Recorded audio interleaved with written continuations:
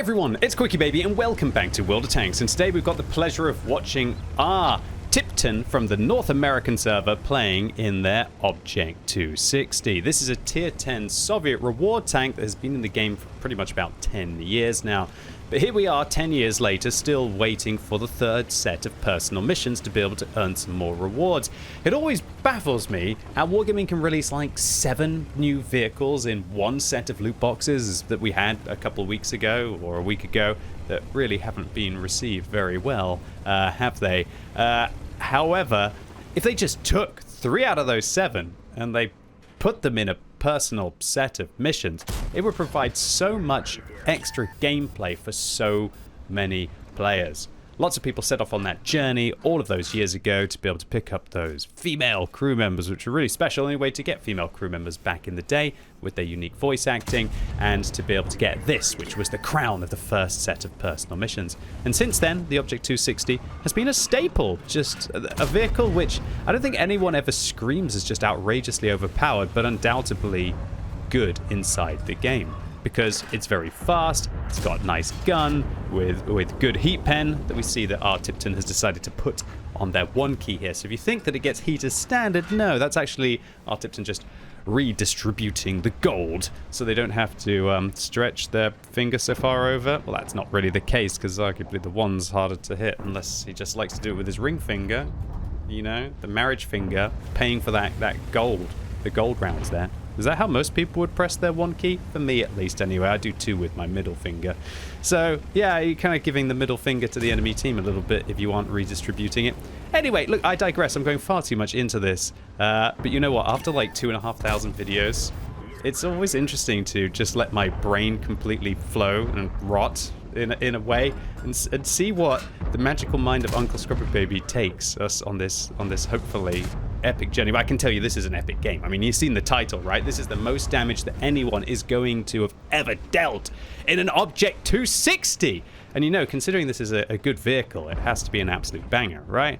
rtipton is clearly an awesome player who's decided to set their vehicle up for good firepower and excellent gun handling, and the experimental durability, which never used to be available on the 260, will definitely help rtipton with things like fuel tanks and ammo racks, which the 260 is kind of famous for. But you know, you just blend that equipment choice, still get the benefit of the track health, still get the benefit of the extra hit points, although not as much, get that track repair time, but also make it so your pesky fuel tanks aren't going to cause so many issues.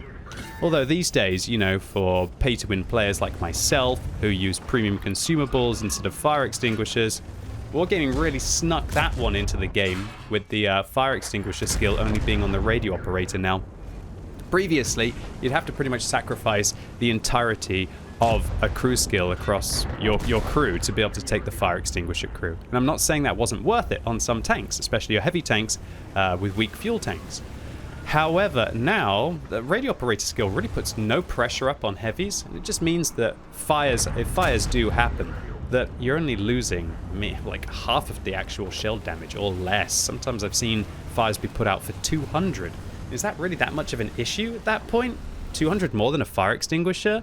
But you think that you have the opportunity to be able to just take a premium consumable to make everything 5% better about your tank, and if you don't want to use food, you could just take yourself some fuel to make yourself faster in that way, or alternatively just take an extra repair kit and then truly troll your opponents. But again, that feels quite unnecessary these days in World of Tanks, with the way that all of the equipment can boost up your track health. Talk about boosting your track health, that 705A or 705, not the tier 10 variant, the tier 9, was probably hoping that they get their tracks on a little bit quicker there to avoid rtipton putting in their second shell into the first shell. Actually, the first bit was a bit of assistance damage into that cheeky tank. So this is just the dream scenario for the 260.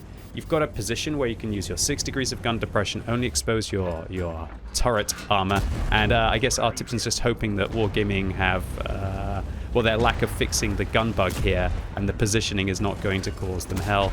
So unfortunately, that gold round from the T10 butchers the 260, but rtipton with the bond rammer here and a directive, who must be really sweating in this tank, might actually be able to get 2 shots in here before the T10 reloads. Realizes about that huge weak point on the back of the vehicle, and to say this BZ 58-2 on the enemy team is struggling is an understatement as they bounce 2 shots off the side of their vehicle, which means now that rtipton is still healthy at 7,000 damage. And just look at the scores right now. 6 kills for rtipton's team, 9 kills for the enemy team, and they're still down by 4,000 hit points. This is when you know you have an opportunity for pure epic.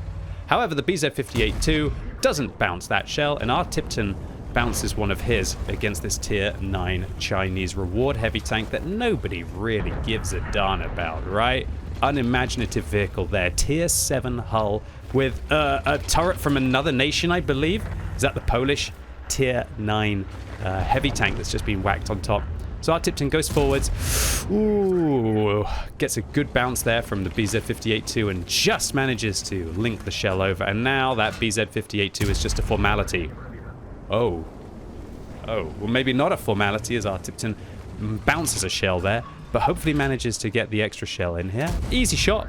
It was green. It was green. I tell you, traffic enforcer, the light wasn't red there. It was. The pen indicator was literally as green as it gets. Oh gosh, rtipton's now making a bit of a mess of this as the BZ-58-2 puts in another shot. Just exposed. You've got the reload. Get his lower plate. Oh, no way. Ooh, that was very close to not going over. And just in time with the T-54 lightweight now flanking rtipton, whose team is still down by 4,000 hit points and 4 kills, even though they've done 8,000 damage. What is happening in this game of World of Tanks? The T-54 lightweight probably doesn't expect that the 260 is going to reload that fast, and now with all of their gold rounds depleted, rtipton is going to have to dip into the APCR rounds on this tank. And man, I love the APCR rounds on this vehicle. They're great.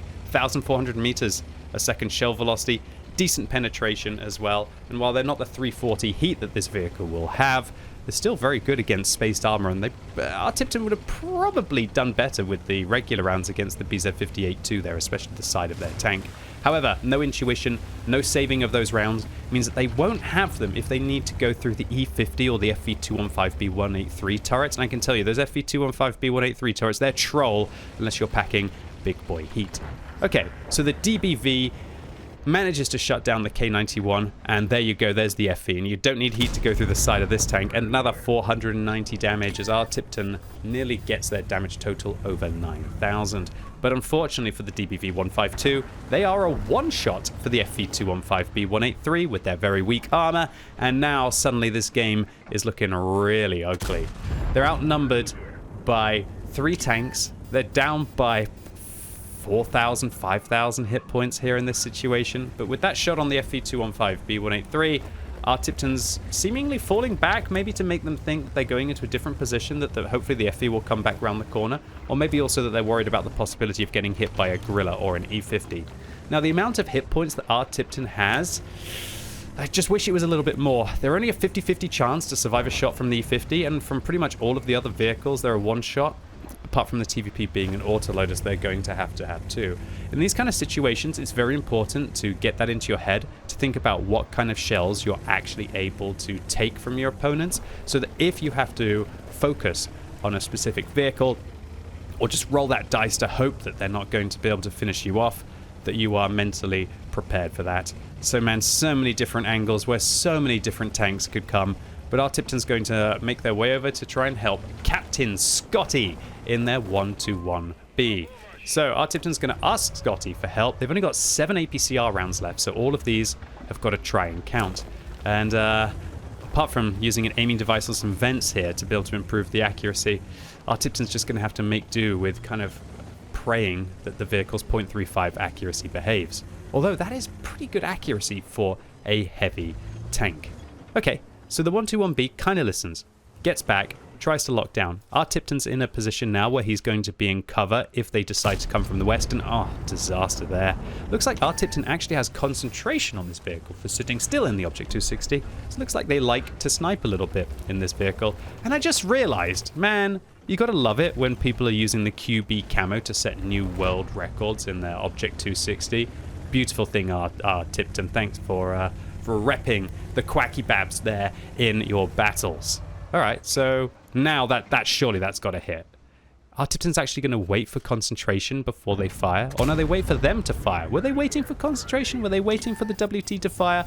But talk about fire. Man, that's a good thing to happen when you're running low on ammunition. The fire there of 762. The WT obviously not taking the fire extinguisher skill on their radio operator or packing a fire extinguisher means that rtipton's damage is over 10,000 now. And they still have 5 shells. Make that 4 shells, and oh no! FV hits the corner. Beautiful. Slam that engine. Get forwards. Farm the British tank. You probably got about another 15 seconds or so until that vehicle's going to reload. So that should be enough to be able to get in 2 extra shots. But is it worth the risk? 11,000 damage now. Oh my lord. And Captain Scotty finishes them off in the 121B. rtipton now having destroyed half of the enemy team. Scotty, their sidekick, manages to get their first frag of the game. And man, 11,600 damage with still 3,600 hit points on the enemy team. Are you kidding me? Ladies and gents, boys and girls, are you kidding me? This is outrageous stuff. And with only 4 shells left, rtipton is going to communicate that very well to the 121B. And when you're on the NA server, you know, most people are speaking English, so more opportunity to be able to communicate. Although, you know, I'm pretty sure kind of like 4 shots, 2 HE is probably going to be pretty universal. So how is rtipton going to make use of those 2 HE shells if they only have 2 APCR shells to deal with a TVP who's been unspotted and an E50 who's spotted on full health but hasn't been spotted for very long? E50 is also called Gorehowl. Isn't that the name of an axe from World of Warcraft, I believe?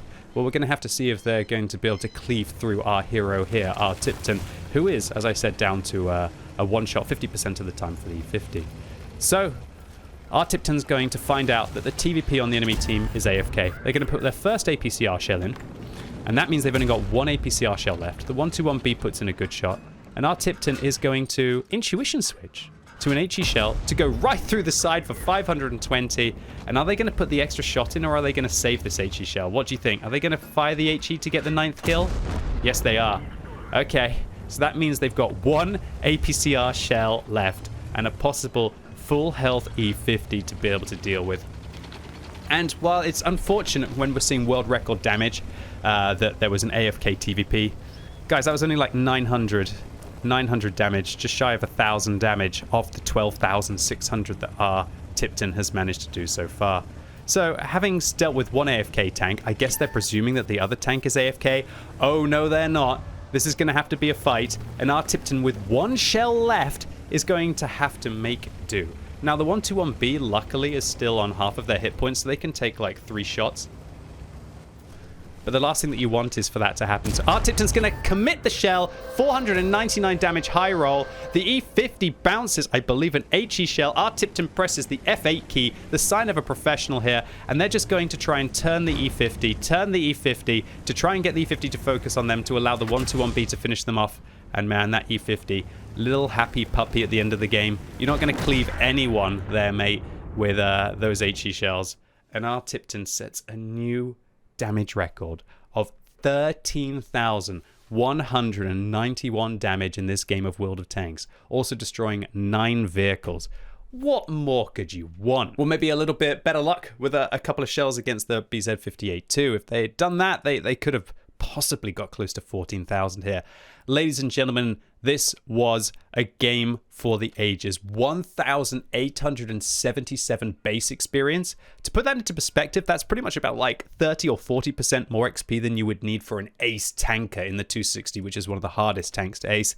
Only thing I didn't like about this was the amount of heat rounds spammed, and rtipton also resupplying consumables at full price. Make use of all the sales that have been recently to resupply. And one thing that was crazy about this game is that if you also add the 9 kills and the Radley Walters medal that rtipton got here, he also shot the FV215B 4 times. So that's 1, 2, 3, 4 extra tanks that they shot. So that means they hit 13 out of 15 players on the enemy team, showing you that rtipton in this game of World of Tanks pretty much was the team. And this is a very good example of one of those games that is practically unwinnable for 99.9% of players. rtipton's clearly an incredible gamer who also got just a smidgen of luck. Not a lot of luck in this game. They took those hit points from the enemy team. And rtipton is clearly pushing the boundaries of saying what is winnable inside World of Tanks.